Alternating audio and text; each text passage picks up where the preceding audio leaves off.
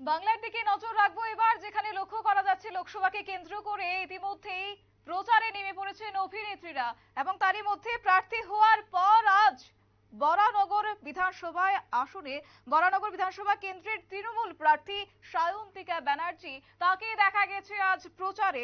গতকাল তৃণমূল কংগ্রেস নেতৃত্বের তরফ থেকেই বরানগর বিধানসভার তৃণমূল প্রার্থী সায়ন্তিকা ব্যানার্জির নাম ঘোষণা করা হয়েছে এবং তারই পরবর্তীতে আজ লক্ষ্য করা গেছে প্রার্থীর নাম ঘোষণা করার পরই আজ তিনি নেমে পড়েছেন প্রচারে এবং বরানগর বিধানসভার টপিন রোড সংলগ্ন সেবা সংঘ ক্লাবে বরানগর পৌরসভার বিভিন্ন ওয়ার্ডের কাউন্সিলর এবং ওয়ার্ড প্রেসিডেন্টদের সঙ্গে নিয়ে জনসংযোগ কর্মসূচি সারলেন প্রার্থী সায়ন্তিকা ব্যানার্জি। কি বলছেন তিনি, শুনবো। মূল এজেন্ডা যে মমতা বন্দ্যোপাধ্যায়ের উন্নয়ন সামনে রেখে আমরা এগোবো, এটাই আমরা করছি।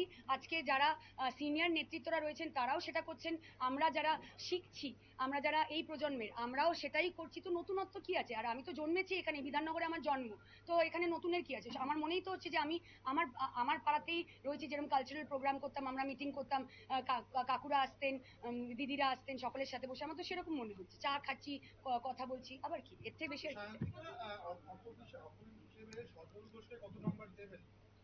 উনি ভীষণ স্ট্রং, উনি ভীষণই পলিটিক্যালি ভীষণ স্ট্রং উনি।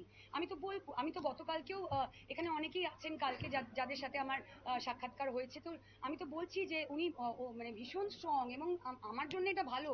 আমি ভীষণ সেলফিশ, আমি শিখবো, কিন্তু মানে আমার মধ্যে শেখার ওই জিনিসটা খুব আছে।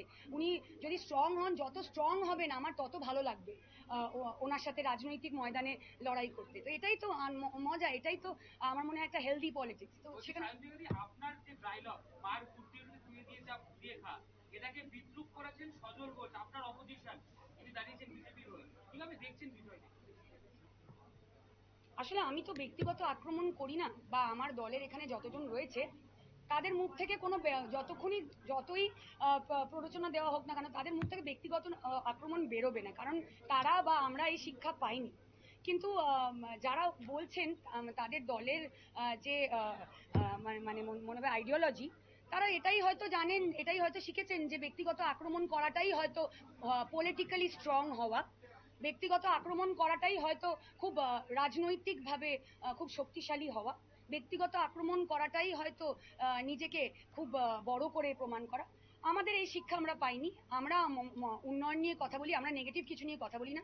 আমরা মমতা বন্দ্যোপাধ্যায়ের কর্মী, আমরা উন্নয়নের কথা বলবো এবং মা বোনেদেরকে কিভাবে আমরা এগিয়ে নিয়ে যেতে পারবো, আগামী প্রজন্মকে কিভাবে আমরা এগিয়ে নিয়ে যেতে পারবো, এটাই আমাদের চিন্তা এবং এটাই আমাদের মূল কাজ। আর একটা কোয়েশ্চেন, 2021 সালে বিধানসভা নির্বাচনে এখানে তাপস রায় 35,000-এর কিছু বেশি ভোটে জিতেছিলেন। ওনার অপোনেন্ট ক্যান্ডিডেট ছিলেন পার্ণ মিত্র বিজেপি, এবার ঠিক অ্যাডভার্স হয়ে গেছে।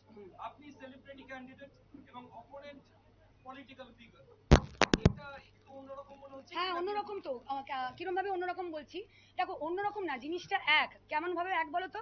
যে সেইবারে যিনি বিজেপির প্রার্থী ছিলেন, এখানে আসলে হেরেছেন বা মানে পরাজিত হয়েছেন বিজেপির প্রার্থী। তো এখানে সেই সিমিলারিটিটা আবার হবে, সেম জিনিসটা history will be repeating itself again, because এখানে আবার বিজেপির ক্যান্ডিডেট মানে পরাজিত হবে। এইখানে শিল্পী বলে ওইটার ওই ওই সেম জিনিসটা বলে history will repeat itself again, 2021-এর হিস্ট্রিটা আবার হবে। উনি শিল্পী ছিলেন বলে উনি হারেননি। আপনি যার নাম বললেন, আমি কারণ নাম নিয়ে বলবো না, আমাদের সেটা।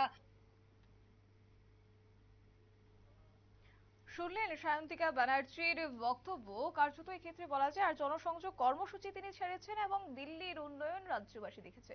বলা ভালো, বাংলার মুখ্যমন্ত্রীর উন্নয়ন রাজ্যবাসী দেখেছে। শুধুমাত্র রাজ্যবাসী নয়, টলিপাড়াও দেখেছে এবং তাকে কেন্দ্র করে এবার লোকসভার নির্বাচনের ময়দানে তৃণমূল প্রার্থী হয়ে নামলেন এই সায়ন্তিকা ব্যানার্জি অভিনেত্রী এবং তাকে কেন্দ্র করে আর তৃণমূল কর্মী সমর্থকদের মধ্যে একটা ব্যাপক উৎসাহ এবং উদ্দীপনা কিন্তু লক্ষ্য করা গেছে।